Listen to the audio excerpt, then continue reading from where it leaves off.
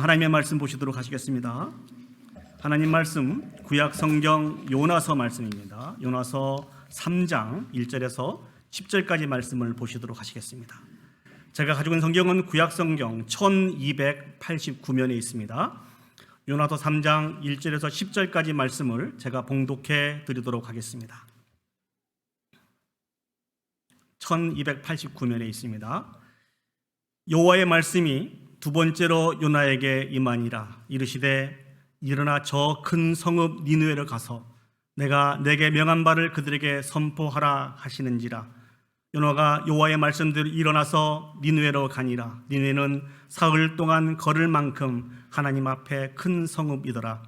요나가 그 성읍에 들어가서 하루 동안 다니며 외쳐 이르되 40일이 지나면 니느웨가 무너지리라 하였더니 니느웨 사람들이 하나님을 믿고 금식을 선포하고 높고 낮은 자를 막론하고 굵은 베옷을 입은지라.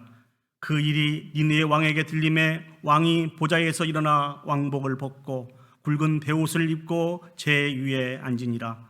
왕과 그 대신들이 조서를 내려 니느웨에 선포하여 이르되 사람이나 짐승이나 소떼나 양떼나 아무것도 입에 대지 말지니 곧 먹지도 말 것이요 물도 마시지 말 것이며 사람이든지 짐승이든지 다 굵은 베옷을 입을 것이요 힘써 하나님께 부르짖을 것이며 각기 악한 길과 손으로 행한 강포에서 떠날 것이라.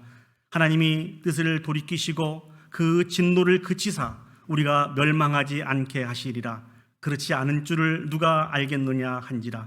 하나님이 그들이 행한 것 곧 그 악한 길에서 돌이켜 떠난 것을 보시고 하나님이 뜻을 돌이키사 그들에게 내리리라고 말씀하신 재앙을 내리지 아니하시니라. 아멘. 이 세상에는 많은 스포츠가 있죠. 여러분들은 특별하게 어떤 스포츠를 제일 좋아하십니까? 한번 생각을 해보셨으면 좋겠습니다. 탁구를 좋아하시는 분도 우리 교회는 많이 계시더라고요. 저는 개인적으로 축구를 참 좋아합니다. 특별히 축구하면 2002년 한일 월드컵이 기억이 납니다. 다 기억이 나시죠? 그때 기억을 이렇게 되돌아보니까 우리 한국이 골을 넣었을 때 그때 제 딸 그 다은이가 막 2살이 안 될 때였습니다. 우리 두 부부가 손을 잡고 이 다은이 주변을 막 이렇게 팔짝팔짝 뛰면서 박수 치면서 응원했던 그런 기억이 있습니다. 정말 그때는 정말 대단했던 것 같아요. 여러분 다 응원하셨죠? 눈빛 보니까 저만 이렇게 응원한 것 같아요. 예, 저는 축구를 보는 것도 좋아하고 또 이렇게 직접 축구장에 가서 같이 축구하는 것도 좋아합니다. 그래서 월요일 날이 되면 할 수 있으면 시간을 내어서 우리 목사님들과 또 선교사님들과 또 여러 성도님들이 함께하는 그 축구 모임에서 축구를 하곤 합니다. 축구 실력은 잘 모르겠습니다. 그냥 한다고 하고 있습니다. 또 제가 특별히 좋아하는 그런 축구팀도 있습니다. 할 수 있으면 그 팀이 경기를 할 때 빼놓지 않고 시청을 하기도 하고요. 제가 좋아하는 선수들이 좋은 플레이를 할 때 박수도 치고 환호도 하고 그렇게 지내고 있습니다. 그런데 종종 안타까운 일들이 있습니다. 제가 참 좋아했던 그런 선수들이 실수를 하거나 또 예전에 그 기량을 보여주지 못해서 경기 중에 교체가 되거나 또 어떤 경우에는 몸이 아프든지 또 큰 슬럼프에 빠지게 되어서 축구장에 조금씩 나타나지 않다가 영영 사라지는 그런 선수들이 있었습니다.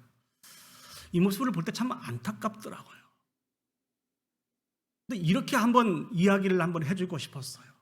야, 저 선수들에게 좀 기회를 좀 더 주지. 그동안 이 팀을 위해서 수고하고 애쓴 일들이 얼마나 많이 있는데 지금 그 실력이 보이지 않는다고 금방 이렇게 축구장에서 쫓아낼 수 있단 말인가. 참 이런 생각을 하곤 했습니다. 그런데 어쩔 수가 없는 것이죠. 왜 그렇습니까? 우리가 환호하고 즐기는 그 스포츠도 결국은 비즈니스라는 것이죠. 기존에 있는 선수보다 훨씬 잘하는 선수가 있으면 선수를 교체해야 됩니다. 그래야 좋은 플레이를 펼칠 수 있고 승리할 수 있습니다. 정에 매여서 옛날 선수들만 계속 붙잡고 있다가는 패배할 수밖에 없습니다. 결국 실력이 없으면 도태가 되기 마련인 것 같습니다. 이것이 세상의 이치입니다. 이 설교를 준비하면서 이 세상의 이치 속에서 살아가는 여러분들을 놓고 볼 때 얼마나 힘드셨어요? 정말 수고를 많이 하신 것 같습니다. 그리고 주변에 그런 의미로 주변 사람들이 그렇게 한번 인사를 했으면 좋겠습니다. 수고 많이 하셨습니다. 한번 인사하시죠. 수고 많이 하셨습니다. 수고 많이 하셨습니다. 이 세상의 이치 속에서 살아가시느라 정말 수고를 많이 하셨습니다. 그런데 하나님의 나라의 이치와 세상의 이치는 다르다는 것입니다. 어떤 책에서 이런 구절을 보았습니다. 세상의 이치를 다 아는데 왜 이렇게 내 인생이 힘들고 어려운지 모르겠다. 이런 얘기 들어보셨어요? 저는 그분들에게 이렇게 대답을 해주고 싶어요. 당연히 어렵죠. 당연히 어렵죠. 저와 여러분들은 세상의 이치로 말미암아 살아가는 사람들이 아니라는 것이죠. 하나님이 만드셨고 하나님이 부르셨고 하나님이 세우신 사람들이 저와 여러분들입니다. 그렇기 때문에 우리는 세상 이치로 살아가면 안 됩니다. 하나님의 이치로 살아가야 된다는 것이죠. 그럴 때 우리는 행복한 인생을 살아갈 수가 있는 것입니다. 요즘 저희들은 계속해서 매주일 요나를 인도하시는 하나님을 묵상하고 있습니다. 오늘은 어떠한 모습으로 하나님이 우리에게 하나님의 모습을 보여주실까요? 요나를 통해서 동일하게 우리의 인생 여정을 인도해 가시는 그런 하나님을 발견하고 그런 하나님 앞에 영광 올려드릴 수 있는 저와 여러분들이 되었으면 좋겠습니다. 자, 그렇다고 한다면은 하나님의 이치를 가지고 우리를 인도하신 그 하나님이 어떻게 구체적으로 우리를 인도하실까요? 두 가지만 생각하며 은혜를 나누기를 원합니다. 맨 첫 번째는 하나님께서 다시 사명을 맡겨주십니다. 한번 따라서 해보겠습니다. 하나님께서 다시 사명을 맡겨주십니다. 자, 우리가 지난주에 살펴본 것처럼 선지자인 요나는 하나님 말씀에 불순종하여서 바닷속으로 던져졌고 또 물고기 뱃속에 들어가게 되었습니다. 죽을 줄 알았는데 하나님이 물고기의 뱃속에서 물고기를 보내서 요나를 삼키게 하심으로 말미암아 요나의 생명을 구원해 주셨어요. 그래서 요나가 하나님 앞에 감사의 기도를 올려드립니다. 그리고 3일 밤낮을 하나님께 기도합니다. 한 번만 더 제 생명을 구원해 주시면 제가 하나님의 영광을 위해서 살겠습니다. 주신 사명을 위해서 살겠습니다. 이러한 기도를 하나님 앞에 올려드리죠. 하나님께서 이 요나의 기도를 들으시고 물고기에게 명하여서 요나를 육지의 토에 내기를 내라고 이렇게 말씀을 주셨습니다. 그러므로 말미암아 그 물고기가 요나를 육지의 토에 냈습니다. 그리고 다시 하나님께서 요나를 찾아오십니다. 오늘 1절 말씀을 보시면 여호와의 말씀이 두 번째 요나에게 임하니라 이르시되 라고 말씀하고 있습니다. 특별히 이 말씀은 이 시기는요, 요나가 물고기 뱃속에서 나오자마자 하나님께서 요나를 부르신 것이 아니고 많은 학자들은 이 부분들을 해석하기를 요나가 예루살렘으로 가서 예루살렘 성전에서 하나님 앞에 감사의 기도를 올려드리고 제사를 올려드리고 이제 그 고향으로 돌아와서 잠시 머무르고 있을 때 하나님께서 두 번째 요나에게 임하셨다라고 그렇게 해석을 하고 있습니다. 여기서 우리가 크게 관심을 가져야 되는 그런 문장은 두 번째입니다. 두 번째로 하나님께서 요나에게 임하셔서 말씀을 주셨습니다. 이 의미는 어떤 의미가 있을까요? 그것은 하나님께서 또 다시 기회를 요나에게 주셨다는 것입니다. 자, 그렇다고 한다면은 하나님께서 요나를 찾아오셔서 두 번째 말씀하신 내용이 무엇일까요? 2절 말씀을 보시도록 하겠습니다. 일어나 저 큰 성읍 니느웨로 가서 내가 내게 명한 바를 그들에게 선포하라 하신지라. 내가 내게 명한 바를 그들에게 선포하라. 하나님께서 요나에게 명하신 것이 무엇이죠? 이 말씀을 찾아보려고 하면은 요나서 1장 2절 말씀을 보셔야 됩니다. 1장 2절 말씀을 보시면 너는 일어나 저 큰 성읍 니느웨로 가서 그것을 향하여 외치라. 그 악독이 내 앞에 상달되었음이니라 하시니라. 요나서 1장 2절 말씀에 니느웨로 가서 회개의 메시지를 증거하라고 하는 이 말씀을 하나님이 요나에게 주셨는데 다시 하나님께서 요나에게 나타나셔서 반복해서 주시는 말씀은 니느웨로 가라는 것입니다. 그곳에 가서 회개의 말씀을 증거하라고 하는 이 명령을 하나님께서 요나에게 주셨다는 것입니다. 왜 하나님께서는 다시 요나에게 나타나셔서 요나를 부르셨을까요? 왜 하나님께서는 이 요나에게 같은 메시지를 증거하라고 말씀해 주셨을까요? 여기는 크게 두 가지의 비밀이 있습니다. 그 첫 번째는 하나님께서 요나를 사랑하셨기 때문에 그렇습니다. 한번 따라서 해보겠습니다. 하나님께서 요나를 사랑하셨기 때문입니다. 사랑하는 여러분, 요나는 선지자였지만 하나님의 명령을 거부하고 부인하고 내가 죽으면 죽었지, 하나님의 명령을 순종하지 않겠습니다 라고 고집을 부렸던 사람입니다. 제가 하나님이었으면 그런 요나를 버렸을 것입니다. 근데 하나님은 그렇지 않으셨어요. 하나님은 요나를 결코 포기하지 않았습니다. 바다에 던지시고 물고기 뱃속에서 하나님을 발견하게 하시고 자신의 정체성을 깨닫게 해주시고 다시 한번 사명을 감당할 수 있도록 사명을 주신 분이 하나님이십니다. 왜 그렇게 하나님이 요나에게 다시 한번 사명을 주셨을까요? 그 이유는 단 하나입니다. 하나님이 요나를 사랑하셨기 때문에 그렇습니다. 요나는 선지자입니다. 선지자에게 있어서 가장 행복한 모습은 어떤 모습일까요? 선지자로서 그 사명을 잘 감당하여 하나님께 영광 올려드리게 될 때 요나의 인생에 있어서 가장 행복한 것입니다. 가장 의미가 있는 것이라는 것이죠. 요나 자신에게도 아마 큰 영광이었을 것입니다. 그렇기 때문에 하나님께서 그럼에도 불구하고 요나를 다시 부르신 것입니다. 우리도 마찬가지 아닙니까? 하나님께서 많고 많은 사람들 중에서 저와 여러분들을 불러서 세워주셨습니다. 믿습니까? 아멘. 어떤 모습으로 부르셨습니까? 하나님의 동역자로 불러주셔서 우리에게 많은 사명을 맡겨주시고 그 사명을 감당하여 영광 올려드릴 수 있도록 우리를 부르신 분이 하나님이시라는 것이죠. 그런데 우리는 이 사명을 잘 감당하고 있습니까? 많은 일들로 말미암아 이 사명을 잘 감당하지 못하고 그렇게 살아갑니다. 그럼에도 불구하고 요나를 포기하지 않으신 그 하나님이 우리도 포기하지 않으시고 다시 한번 불러주시고 세워주시고 사명을 주시는 분이 우리 하나님이신 것을 사랑하는 여러분 기억했으면 좋겠습니다. 하나님의 사람인 우리에게 있어서 정말 품이라고 하면은 주신 그 사명을 붙들고 살아가는 것입니다. 여러분, 품이 있는 인생을 살고 싶으시죠? 그 인생은 주신 사명을 붙들고 살아가는 것입니다. 제가 잘 알고 있는 한 장로님이 계십니다. 이분은 장로님이 되고 싶은 그런 간절한 마음이 있었어요. 근데 하나님의 은혜 가운데 이분이 드디어 장로님으로 세워졌습니다. 매 순간순간 기도했습니다. 하나님, 제가 하나님의 영광을 위해서 하나님의 사역을 잘 감당하는 좋은 장로가 되겠습니다.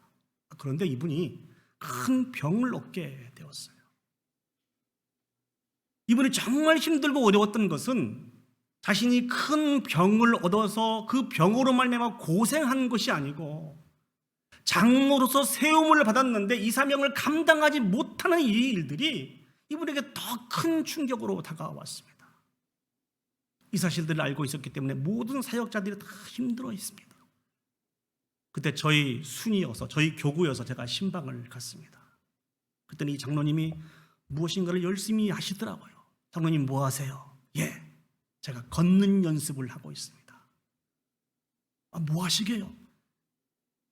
목사님, 제가 장로 아닙니까? 장로로서 내가 품위를 지키는 일이 무엇인가를 한번 생각을 해보았습니다. 장로로서 사명을 감당해야 되는데 내 몸에 병들어서 이 일들을 감당하지 못하고 있으니 제가 너무너무 힘들고 어렵습니다. 그래서 한번 찾아봤습니다. 병든 이 몸이지만 내가 감당할 수 있는 그런 사역이 무엇이 있을까 한번 찾아보았습니다. 그랬더니 성찬식이 생각이 나더래요. 앞에서 집례하시는 목사님을 도와서 떡을 성도들에게 돌려드리고 잔을 돌려드리는 이 일들이 장로님에게 맡겨주신 많은 일들 중에 하나인 것을 기억하고 저 일만큼은 내가 할 수 있을 것 같아서 지금부터 연습한다고 하는 이런 얘기를 듣고 제가 얼마나 가슴이 아팠는지 모릅니다. 그래서 기도를 올려드렸어요. 하나님, 장로님을 회복시켜 주십시오. 회복시켜 주십시오.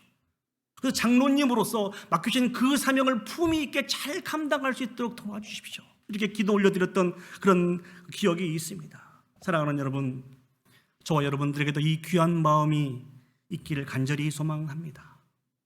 하나님께서 하나님의 은혜 가운데 우리를 불러주시고 세워주셔서 사명을 맡겨주신 이유는 우리를 사랑하시기 때문에 그렇습니다. 우리를 사랑하시기 때문에 여전히 우리에게 사명을 맡겨주신 것입니다. 이 귀한 사명을 놓치지 않고 잘 감당하여 영광 올려드릴 수 있는 저와 여러분들이 되시기를 축복합니다. 두 번째로, 하나님께서 다시 한번 요나에게 나타나셔서 같은 사명을 주신 이유는 무엇일까요? 그것은 하나님이 요나를 사랑하신 것처럼 니느웨 백성들도 사랑하셨기 때문에 그렇습니다. 요나도 4장 11절 말씀을 보시면 이렇게 기록하고 있습니다. 하물며 이 큰 성읍 니느웨에는 좌우를 분별하지 못하는 자가 12만여 명이요 가축도 많이 있나니 내가 어찌 아끼지 아니하겠느냐 하시니라. 다음 주에 이 부분들에 대해 더 깊게 한번 생각을 해보겠습니다만, 내가 어찌 아끼지 아니하겠느냐, 이게 무슨 말씀입니까? 니느웨 백성을 향한 하나님의 본심은 하나님의 진노 가운데 멸망시키는 것이 아니라는 것이죠. 하나님의 사람 요나를 통하여서 회개하고 죽게 돌아오기를 간절히 원하시는 분이 하나님이시라는 것입니다. 하나님의 마음은 단 한 생명도 하나님의 진노 가운데 멸망받기를 하나님은 원치 않으십니다. 베드로후서 3장 9절 말씀을 보시면 분명하게 하나님의 마음이 소개되어 있습니다. 주의 약속은 어떤 이들이 더디다고 생각하는 것 같이 더딘 것이 아니라 오직 주께서는 너희를 대하여 오래 참으사, 그 다음부터가 매우 중요하죠. 아무도 멸망하지 아니하고 다 회개하여 이르기를 원하시느니라. 사랑하는 여러분, 이스라엘 백성만 하나님의 백성인 것이 아닙니다. 니느웨에 살고 있는 그 백성들도 하나님의 백성들입니다. 그러시기 때문에 하나님께서는 요나를 통하여서 그들의 죄악을 회개하고 죽게 돌아오기를 하나님은 진실로 간절히 원하시고 기다리고 계신 것입니다. 성경을 보시면 저와 여러분들과 같이 다시 한번 기회를 주셔서 하나님의 영광을 위해서 사용되었던 많은 사람들이 기록이 되어 있습니다. 이 설교를 준비하면서 가장 먼저 떠오르는 사람이 바로 베드로였습니다. 베드로는 어떤 사람입니까? 예수님의 제자죠. 제가 그 누구보다도 예수님을 사랑합니다. 저는 끝까지 예수님을 사랑할 것입니다. 절대로 예수님을 버리지 않을 것입니다. 라고 큰 소리를 쳤던 사람이 베드로 아닙니까? 근데 이 베드로가 닭이 울기 전에 예수님을 몇 번 부인하죠? 3번 부인을 합니다. 그리고 도망가서 살게 됩니다. 예수님을 부인한 이 사실로 말미암아 크게 자책을 하고 세상길로 가게 되었습니다. 이때 부활하신 예수님이 베드로를 찾아오게 되죠. 그때 주님께서 이 베드로에게 주신 말씀이 무엇입니까? 내가 나를 사랑하느냐? 내가 나를 사랑하느냐? 내가 진실로 나를 사랑하느냐? 이 말씀 앞에 베드로가 무엇라고 고백합니까? 주님, 제가 주님을 사랑합니다. 제가 주님을 사랑합니다. 주님은 베드로를 만나서 주님에 대한 죄송함과 잊고 있던 그 사명에 대한 열정을 회복시켜 주셨습니다. 그 이후에 주님께서 베드로에게 말씀하신 부분이 무엇입니까? 내 어린 양을 먹이라. 내 양을 치라. 내 양을 먹이라. 베드로의 양이 아니고요, 하나님의 양을 치고 하나님의 양을 먹이라고 하는 그런 말씀을 주셨습니다. 이 말씀을 통해서 같이 생각해 보면 니느웨에 살고 있는 그 백성들도 악한 모습을 가지고 있지만 하나님의 양이라는 것입니다. 하나님의 백성이라는 것입니다. 사랑하는 여러분, 우리도 마찬가지 아닙니까? 하나님께서 많고 많은 사람들 가운데 저와 여러분들을 택하여 주시고 하나님의 영광을 위해서 통역자로 세워주셨습니다. 그리고 하나님께서는 진정 우리에게 감당해야 될 그 귀한 영혼들을 맡겨주셨습니다. 우리가 우리에게 맡겨주신 그 사명을 포기할 수 없고 거부할 수 없는 이유가 무엇인지 아십니까? 우리에게 맡겨주신 그 사명이, 그 영혼이 나의 영혼이 아니고 내 영혼, 내 양이 아니고 하나님이 진실로 사랑하는 하나님의 양이라는 것입니다. 진실로 사랑하는 하나님의 교회이고 하나님의 백성이라는 것입니다. 그렇기 때문에 우리에게 맡겨주신 그 사명을 포기할 수 없는 것입니다. 거부할 수 없는 것입니다. 한 목사님이 계셨습니다. 이 목사님은 미국에 공부하기 위해서 오셨습니다. 정말 열심히 공부를 하셨어요. 이제 학교를 다니시면서 주일날 교회 가서 하나님 앞에 예배를 드려야 되기 때문에 한 교회를 정해놓고 그 교회에서 예배를 드리셨습니다. 근데 그 교회 담임 목사님이 개인적인 사정으로 인해서 급하게 한국을 다녀오시게 되었습니다. 그래서 이 목사님께 부탁을 드렸대요. 목사님, 제가 급한 일이 있어서 한국을 다녀와야 되는데 그 기간 동안만 주일날 설교를 좀 해주셨으면 좋겠습니다. 이 목사님은 어차피 주일날 나와서 하나님 앞에 예배 올려드리는 것이고 또 목사이기 때문에 설교하는 것에 큰 이렇게 부담을 느끼지 않고 제가 다녀오실 동안 설교로서 교회를 돕도록 하겠습니다. 이렇게 말씀을 드렸다고 합니다. 그런데 한국으로 가신 이 목사님이 다시 미국으로 돌아오시지 못했어요. 이 목사님이 굉장히 난감했습니다. 성도들은 이제 어차피 목사님 못 오시니까 목사님께서 이 교회를 좀 섬겨주셨으면 좋겠습니다라고 이런 말씀을 주셨대요. 이 목사님은 공부하기 위해서 미국에 오셨거든요. 크게 이민교회에 대해서 별로 관심이 없으셨습니다. 이 일을 위해서 기도해 보신 적도 없었고 더군다나 이 교회가 작은 교회였고 한 교단에 속해 있었는데 너무 작다 보니까 그 교단으로 말미암아 교회 문을 닫으라고 하는 그러한 권면을 듣게 되었다는 것입니다. 몇몇 안 되는 우리 장로님과 권사님과 청년들이 절대 그렇게 할 수 없다. 우리 교회를 문 닫을 수 없다. 또 어쩔 수 없이 교회 건물을 넘겨주고 그 교회를 나오게 되었는데 한 장로님이 교회에 있는 모든 비품들을 다 가져다가 그 목사님의 마당에 다 풀어놓았다고 합니다. 목사님, 상황이 이렇게 되었습니다. 우리를 좀 도와주십시오. 이 목사님이 정말 난감했대요. 이를 어떻게 해야 될 것인가. 그러다가 많은 숫자는 아니지만 하나님을 사랑하는 마음을 가지고 예배를 드리고 있는 그 백성들이 하나님의 백성이라고 하는, 하나님이 진실로 사랑하는 하나님의 자녀라고 하는 이 음성을 듣게 되고 떨쳐버릴 수가 없었대요. 그래서 이 목사님이 하시던 공부를 다 내려놓고 그 영혼들을 섬기기를 시작하셨다고 합니다. 결국 공부도 다 마치지 못하고 그 영혼들을 섬기기 시작했어요. 그 교회가 바로 베다니 장로교회입니다. 그렇게 하나님의 그 마음을 가지고 하나님의 사랑하는 백성들을 떨쳐버리실 수 없었던 그 목사님이 바로 김영진 목사님이십니다. 제가 그 목사님을 섬기면서 그 귀한 마음을 사모하게 됐고 배우기를 원하였습니다.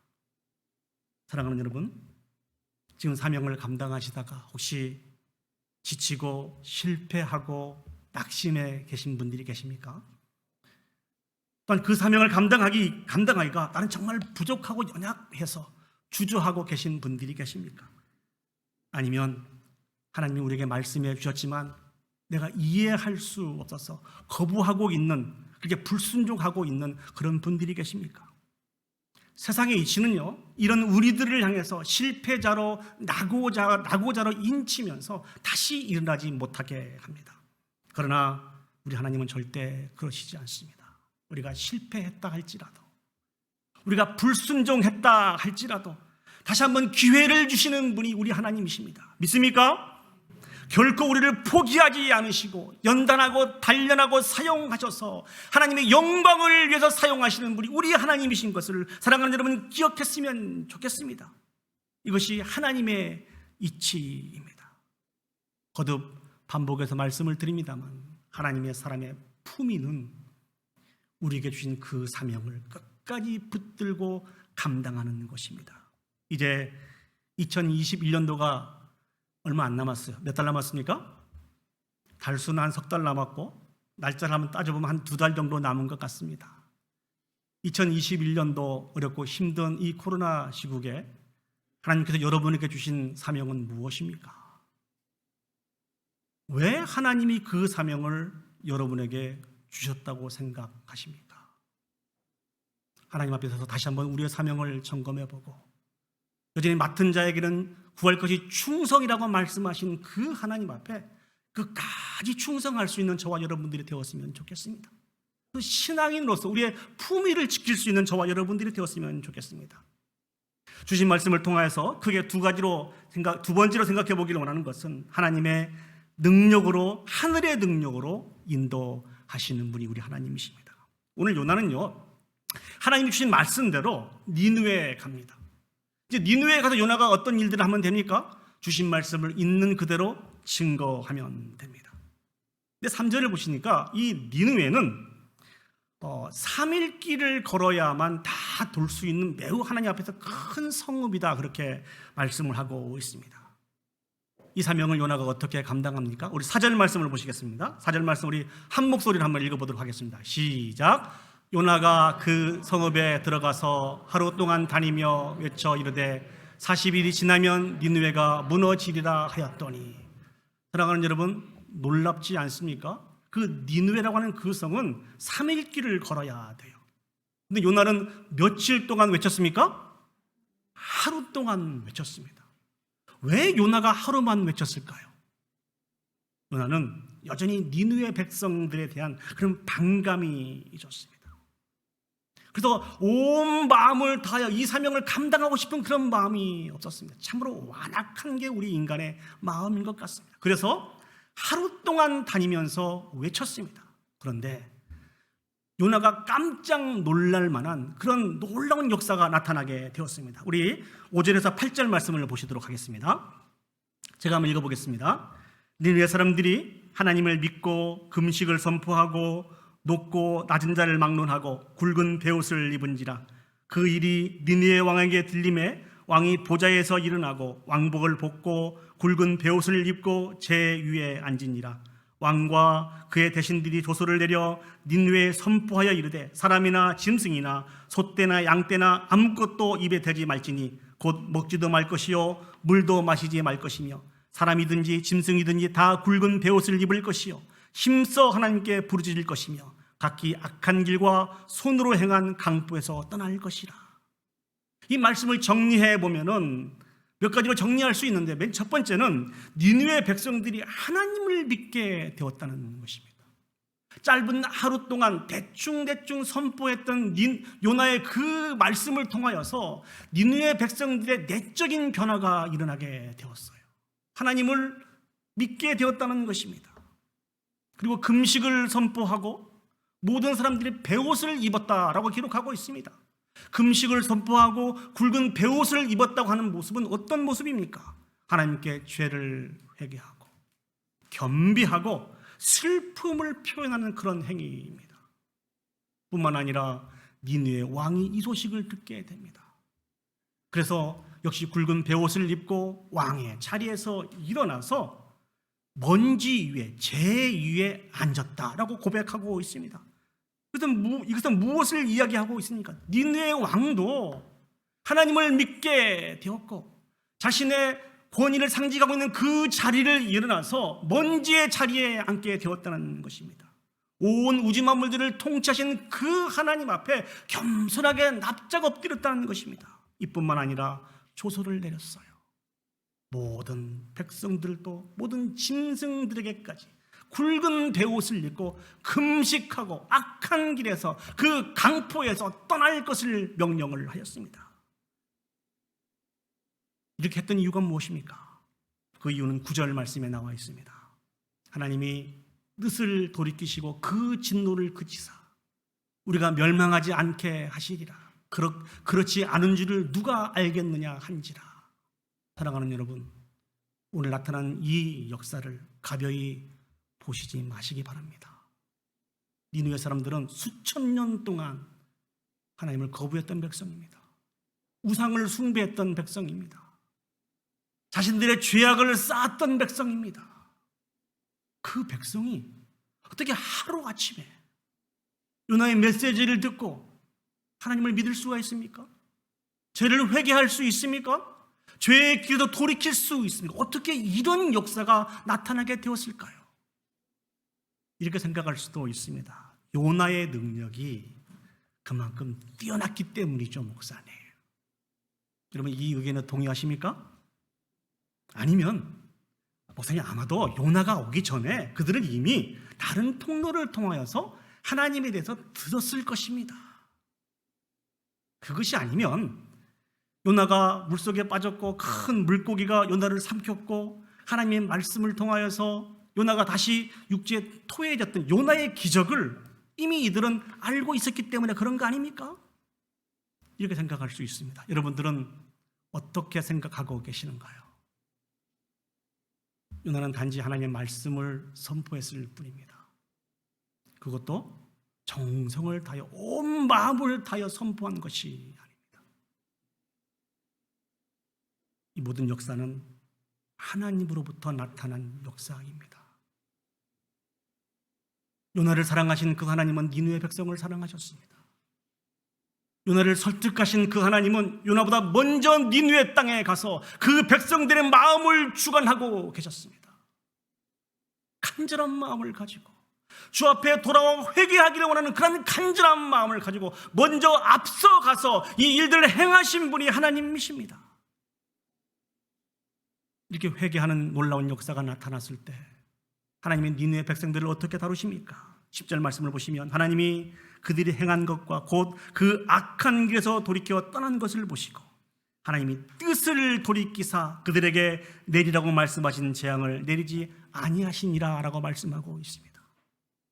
사랑하는 여러분, 하나님은 당신의 사랑하는 백성들을 그 사명의 땅으로 보내실 때 결코 혼자 보내신 분이 아니십니다. 하나님이 함께 하십니다. 저는 특별히 이 니느웨 땅에 내려진 이 하나님의 역사를 하늘의 역사라고 오늘 제가 이렇게 표현을 했습니다. 하나님은 당신의 백성들을 보내실 때 그냥 보내시지 않고 하늘의 놀라운 역사를 통하여서 보호하시고 인도하시고 그 사역을 감당하게 하셔서 영광을 받으시는 분이 우리 하나님이시라는 것입니다. 하늘의 능력이 사랑하는 백성들과 그 사명자들과 함께 한다고 하는 이 사실들을 사랑하는 여러분 기억했으면 좋겠습니다.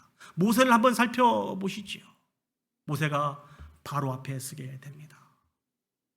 모세가 두 번째 바로 앞에 서게 될 때 그는 두려움이 없었습니다. 염려가 없었습니다. 그러나 처음에 모세가 바로 앞에 섰을 때는 어떻게 했습니까? 그 칼이 무서워서 도망갔던 사람이 모세입니다. 광야에서 40년 동안 도망자로 살았습니다. 실패자로, 살인자로, 패배자로, 도망자로 살았던 사람이 모세입니다. 그러나 그 광야에서 자기와 함께 하신 그 하나님을 만나게 되고 하나님의 능력을 덧입게 됨으로 말미암아 다시 한번 바로 앞에 서게 되었을 때 전혀 두려워하지 않을 수 있었습니다. 오히려 모든 애굽 사람들이 바로가 하나님 앞에 모세 앞에 무릎을 꿇게 하셨습니다. 이 모세의 이 담대함을 통하여서 이스라엘 백성 그 애굽 땅에 살고 있는 모든 사람들에게 10가지 재앙이 내린 것을 우리는 성경을 통해서 정확하게 알고 있습니다. 이 재앙은 애굽에 있는 애굽 사람들이 믿고 있는 모든 우상들을 심판하시는 하나님의 모습을 우리에게 보여주고 있지 않습니까? 이스라엘의 하나님이 참 하나님이신 것을 우리 모든 사람들에게 보여주고 있는 이 귀한 사건이 바로 출애굽의 사건인 것을 우리는 살펴볼 수 있습니다. 동일하게 하나님께서는 오늘 우리들을 축복하시고 하늘의 능력으로 보호하시고 지키시고 인도하시는 분이 우리 하나님이십니다. 믿습니까? 아멘, 아멘. 그 하나님이 우리를 통하여 영광 받으시기를 원하시는 분이 우리 하나님이십니다. 그 하나님 앞에 우리가 어떻게 고백할 수 있을까요? 예, 하나님, 제가 순종하겠습니다. 제가 결코 포기하지 않겠습니다. 주님이 말씀하시는 그 목적지를 향하여 제가 쉬지 않고 전진하겠습니다. 이렇게 고백하는 것이 우리의 바른 신앙의 자세인 것을 사랑하는 여러분 기억하시고 매 순간순간 이 귀하고 아름다운 고백을 통하여서 하나님 앞에 영광 올려드릴 수 있는 저와 여러분들이 되었으면 좋겠습니다. 이제 말씀을 정리하도록 하겠습니다. 하나님은 우리를 실패자라고 결코 꾸짖지 않습니다. 다시 한번 우리에게 찾아오셔서 사명을 맡겨주신 분이 우리 하나님이십니다. 우리가 올려드려야 될 것은 주신 사명 앞에 순종함으로 말미암아 걸어가는 것입니다. 하나님 우리를 사용하실 때 연약하고 부족한 우리들에게 맡겨주시고 방치하시는 분이 결코 아닙니다. 하늘의 능력으로 우리를 도우시고 인도하시고 감당하게 하시는 분이 우리 하나님이십니다. 오늘도 세상의 이치를 바라보며 사는 것이 아니라 하나님에 대한 믿음을 가지고 주신 사명을 바라보며 살아갈 수 있는 저와 여러분들이 되었으면 좋겠습니다. 그 하나님 앞에 우리의 남은 인생을 기꺼이 드리며 살아갈 수 있는 저와 여러분들이 되었으면 좋겠습니다. 우리가 조금만 순종을 해도 하나님의 그 순종을 통하여서 큰 영광을 나타내시는 분이 하나님이십니다. 할 수 있는 만큼 우리를 불러주신 그 하나님 앞에 순종하여서 참다운 영광을 올려드릴 수 있는 우리 워싱턴 제1장로교 온 성도들이 되시기를 예수님의 이름으로 축복합니다. 아멘.